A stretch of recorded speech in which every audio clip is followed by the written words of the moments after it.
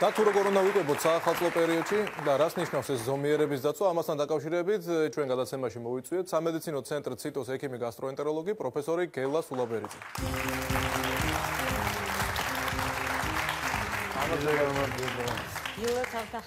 მივიდით მახმაროს წყალი. მოგეხსენებათ რა რთული პერიოდი გვიდგას ქართველებს, როგორი გასტროლოგიური პერიოდი არის და გითხარით თუ შეიძლება ამ დღეებში ყველაზე ხშირად რა ჩივილებით მოგმართავენ ხოლმე პაციენტები? ჩივილები ბევრია. იმიტომ რომ დარღვევაც ბევრია. ბევრია თუ მძიმე ჩივილებია.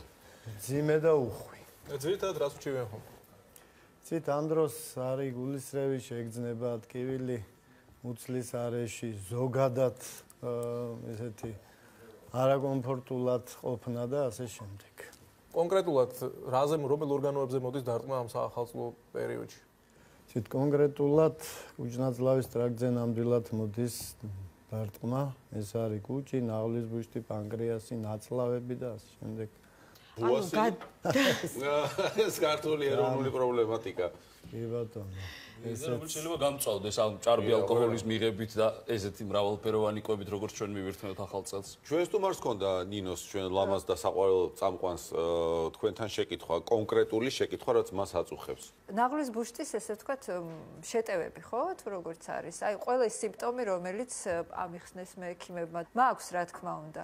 ცოტა ექიმებს არ უყვართ ხოლმე ესეთი რეცეპტურა, მაგრამ მაინც უნდა ვიკითხო. არის ესეთი სახალხო რეცეპტი ნაღლის ბუშტის ესეთი გაღიზიანების დროს, როგორც ხალხში ამბობენ ხოლმე, აი უსიამოვნო გემო პირში, ხო ათლა ესეთი არა, აი უიმედო რო იყო ბოლო ნახატი.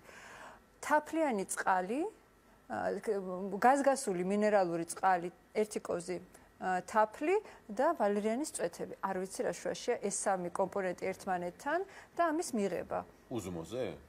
ნებისმიერ დროს. როცა გაწუხებს. როცა გაწუხებს, ამშვიდებს ხოლმეო. ბატონო გელა, გაგიგიათ ესეთი რეცეპტი?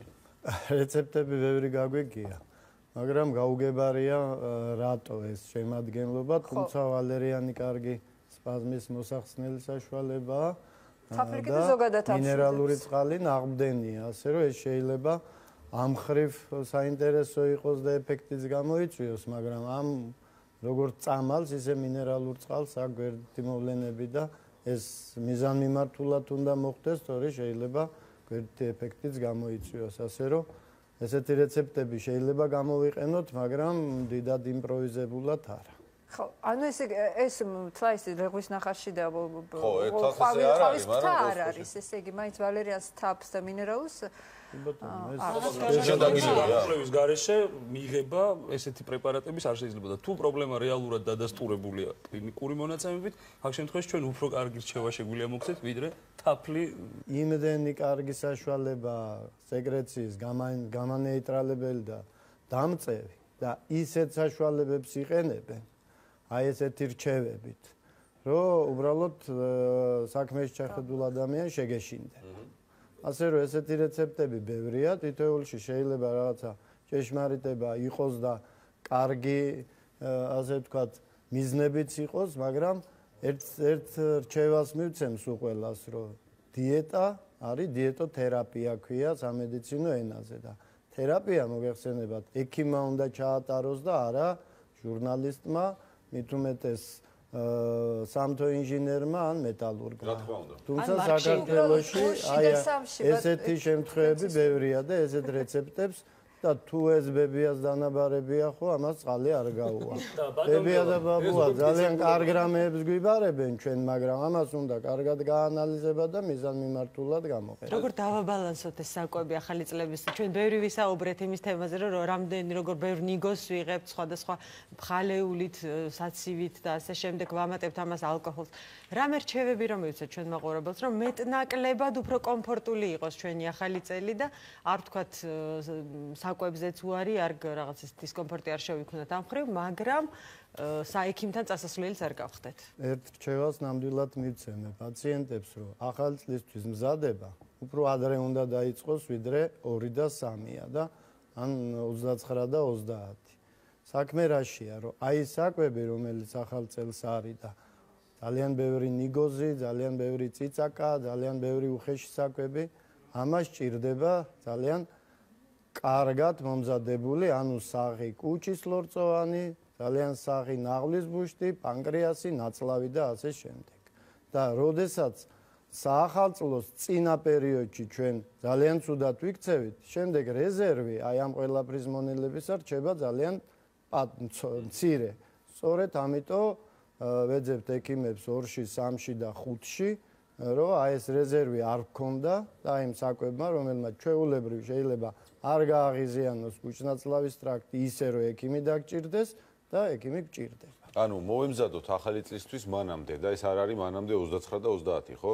მივხედოთ ჩვენ თავს თუნდაც დეკემბრის თვეში, რომ ვიცოდეთ, რომ ველით ახალ წელს გვინდა კარგად გავატაროთ ის დრო, შევამციროთ საკვები, ეს მარტო ახალ წელს არ ეხება, შემდგომ არის აღდგომის დღესასწაული, როდესაც ამ მარხვის მდგომარეობებიდან მერე ადამიანები უცებ გადადიან ძიმე საკვებზე და ასე შემდეგ. ანუ მთავარია მაინც პრევენცია და სწორი მომზადება ჯანმრთელობის. როგორ გავარჩიოთ სადღესასწაულო საკვები ყოველდღიური საკვებისგან? ამაზე ტრადიცია საქართველოში და ტრადიცია ყველა ქვეყანაში არსებობს, რომ ტორტი ეს არის სადღესასწაულო. და ეს არის თქვა დაბადების დღის, ან რამე დღესასწაულის დროს. ნუ გავიაროთ ახალწლო. კი ბატონო, ესეა და გავიაროთ თბილისში, ყოველ ფეხის ნაბიჯზე საკონდიტროა, ყოველ ფეხის ნაბიჯზე ტორტს ყოველდღიურად ყიდულობენ და ბევრი ჩვენთაგანი დღეს სწორედ ნამცხრების მიღებით ვიცით. იცით რა, ეს რო ასე არასწორია, ეს მაინც უნდა ვიცოდეთ. რომ იგივე საცივი ეს არის სადღესასწაულო საახალწლო. რა? თუ ეს ამ სახით იქნება ისე როგორც ტრადიცია და დღესასწაულზე და ახალ წელს მივიღებთ, რა? და დანარჩენ დღეებში, რომელსაც ჩვეულებრივი დღეები ქვია, ჩვეულებრივად ტრადიციული საკვებით ვიკვებებით, მაშინ აი ეს ახალი წელი უფრო ადვილად გადასატანი იქნება ვიდრე საწავიღოთ მე ეს ერთი დიდი ქვაბისაცივი. პასუხი შენის წეღანდელ კითხვაზე კი ჩაფენა ნიგზის არ ყოფილა აუცილებელი და საჭირო. არა, პირიქით ამოფენა ყოფილა საერთოდ აუცილებელი. ახლა უნდა ამოფინო და ამოფინო რომ მე ჩააფინო საცივი გემრიელად. საცივი საახალწლო და საზეიმო კერძი არის, მაგრამ საქმე ის არის, რომ ეს ახალი წელი ჩვენთან დაახლოებით 2 კვირა გრძელდება, ზოგჯერ ცოტა უფრო მეტი კიდევ, ამიტომ ჩვენთან ემაყურებელს რაღაცა გასტროენტეროლოგიური რაღაცა სხვადასხვა ჩივილები აქვს. იმ შემთხვევაში საცივი უდგას წინ. იმ შემთხვევაში თუ არ დავიცავით ეს რჩევები რა რას თქვენ გითხარით და გვაქვს ჩივილები რა უნდა მივირთვათ რა გაადვილებს ჩვენ მდგომარეობას ამ საზეიმო კერძების შემდეგ რა გამოგვიყვანს მდგომარეობიდან მდგომარეობიდან გამოგვიყვანს ისევ ის ნორმალური ტრადიციული საკვები რაც არის და ზომიერება იცით მედიცინაში კვება არის მედიცინის ნაწილი და მედიცინაში ეს ტერმინოლოგიითაა განსაზღვრული ჯანმრთელობა ეს არის ზომიერება აქედან აქამდე ზომიერების ქვევით ჰიპოქვია და ეს არის დაავადება, ზომიერების ზევით ჰიპერ და ესეც არის დაავადება. ხლა, მე მგონი არ ვიქნები ორიგინალური თუ ვიტყვი რომ 5 ბოთლი ღვინის ნაცვლად 1 ბოთლი ღვინო უფრო ნორმალურია და ჯანმრთელობასთან ახლოა და 5 ნაჭერი ნამცხვრის თუ ტორტის ნაცვლად 9 ნაჭერი ტორტი ესეც ნორმალურია. ასე რომ ეს ჩვეულებრივი ამბავია, უბრალოდ ჩვენ ეს არ გვინდა გავიგოთ იცით ერთი რამ რომ ბებიების და ბაბუების ჩივილები შვილიშვილობის დროს იწყება და ნუ მე მინდა გითხრათ რომ მუდმივად ესე არც თქვენ მონამორჩილს უცხოვრია და რომ ახსენდება მეცინება თქვათ დიახ ეს ჩვეულებრივი ამბავია მაგრამ რა არის ნორმა რა არ არის ნორმა რამ შეიძლება გამოიწვიოს სერიოზული დაავადება და რამ და ეს უბრალოდ უნდა ვიცოდეთ მით უმეტეს ახალგაზრდებს უნდა უთხრათ კი ბატონო ესე მოიქცე ყოველთვის მოიქცევი მაგრამ